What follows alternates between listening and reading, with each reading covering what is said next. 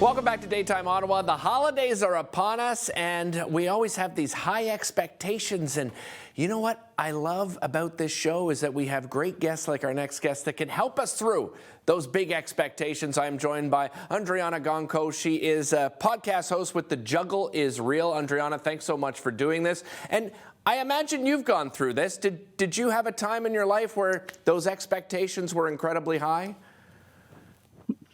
Derek, you are preaching to the choir, my friend. Yeah. I think we have lots to talk about when it comes to our holiday expectations and what the realities really are.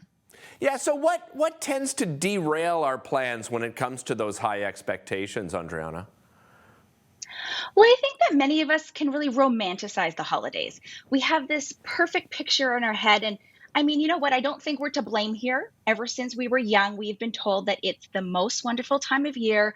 And everything that we see around us really perpetuates this ideation, from the Hallmark movies to advertisements, social media, and all of those external qualities are really showcasing and showing us that we have to do it perfectly.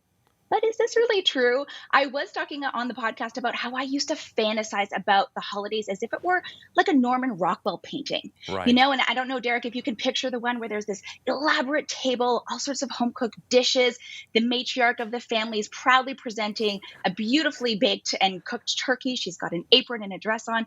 Everyone's sitting around so happy, cheerful. The kids, of course, are on their best behavior, sitting nicely and smiling. And you know what? I have 3 young kids. I have a toddler at home. Even on the best of days, my house looks like a tornado has ripped through it. There have been full-out wrestling matches at my dinner table. So when it comes to the holidays, you know, these expectations certainly aren't my reality every day. So I don't know why we're holding this perfect picture in our minds. Well, and I think you used in your podcast the analogy of ease over force. Maybe you can expand on that and explain to our viewers what you mean by that.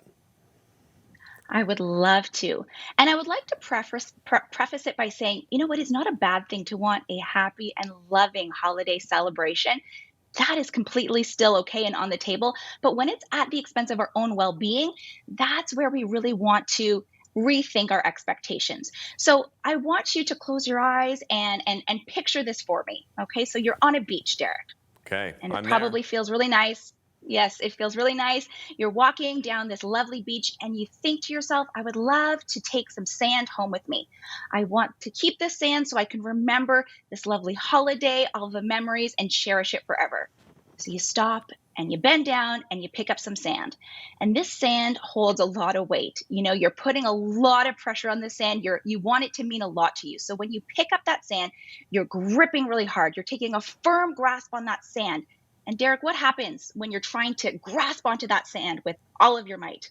Wow, it probably starts going through your fingers, right? Yes, you're not really able to hold on to it. You're not able to enjoy it. It's falling through your fingers, right?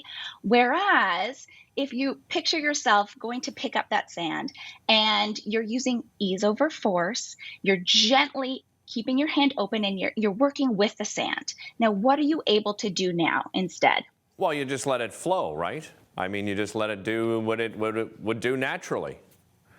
Yes, yes. So when we can loosen up our grasp, perhaps use ease over force, not be so rigid for those traditions and those expectations, we can loosen up and we can allow perhaps new traditions to occur, maybe new experiences, and just enjoy the experience altogether. Okay, that's what we can do personally, but then, Andryanna, how do we get the rest of the family to cooperate?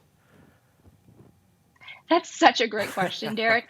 And I think that, you know, when it comes to the holidays, it can be a stressful time of year. Everyone is managing as best as they can, right? And we don't necessarily know everything that's going on in everyone's lives.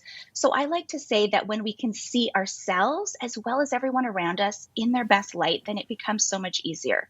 And when we have a perspective and a lens of compassion, then we're not judging others. We're not maybe holding those high expectations on others, and that's often reciprocated back to us. And when we show ourselves compassion, then we're able to kind of go with the flow a little bit easier. Yeah, and I think part of that, Andryanna, is the fact that, we all have different traditions. So, my family may have a different tradition than perhaps my partner's family, or we may have extended family that comes into our homes and they have their own traditions. How do we maintain those traditions and make sure that, everybody is enjoying the experience at the same time? Well, I think this is where the reality part comes in, Okay. right? So we still want to have fun and festive celebrations. It's still on the agenda. I'm not here with a Grinch costume on. I'm not here bah humbugging you and telling you that you have to, rein it in so much that things have to be so simple that there's no celebration at all. But we have to be realistic with our time, with our schedules, our finances, all of those things at this time of year, and most importantly, our energy. So perhaps if we had traditions year after year, and this year we're just not in a physical or emotional space to be able to tackle that, it's okay to say no or not this year. And when we can say no, when we're able to set boundaries and hold space for ourselves, then we're really able to say yes to those things that truly matter.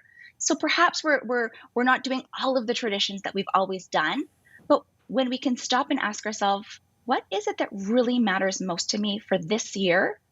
And stop and listen to the answer, then I think we can validate our own emotions and have those experiences that are really what truly count.